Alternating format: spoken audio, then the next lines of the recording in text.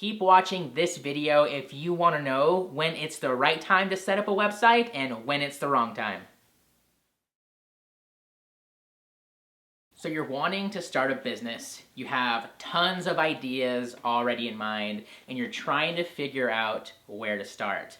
My name is Jeremy Montoya, and I'm going to share with you just a few ideas I have that might hopefully help you along that road. There's a couple different ways people like to go when they have that initial idea or right as they're starting to take those first steps in their business. But what it really comes down to, and a more important first step for most of us, is really trying to figure out is if what we're offering to our audience is really what they want. More times than not, instead of creating a website and putting it up and trying to drive people there, a better way to start is going to be asking first what people want.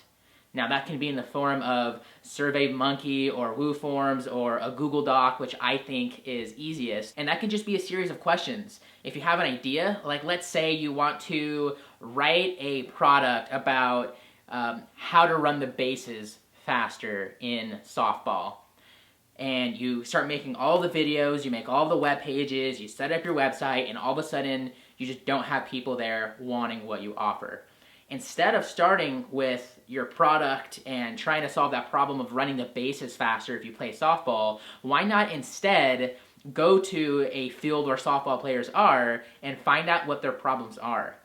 Now you might find that they don't need help running the bases faster, they only need help wanting to hit harder. So now you know, instead of making a product based around running the bases, you can go and make one that's all about hitting harder, faster, and how to get more length and distance when they hit the ball. Before you make your site, validate that the site you're making is something that people actually need. Now there are some other instances where you can use a different, kind of like a mental process to figure out if it's the right time to set up a website. If you were going to start one up that had maybe your name in it because you're starting one for your personal identity, for your personal brand, you might want to decide if it's the right time for you using, like a different mental checklist. One of my great friends who helped me out with this show has a site about photography, and he uses his name for it.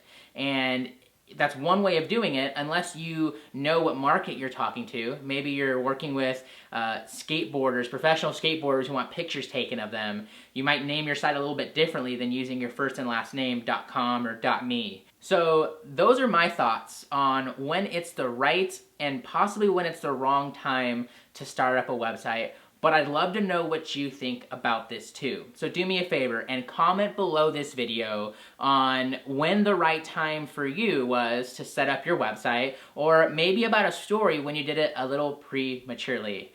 I'll make sure to read and respond to them all. As all of these services and now apps have come out, I find myself just without time.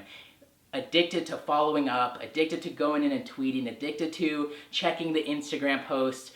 Think about it right now. How many of us wake up and the first thing we check is our phone?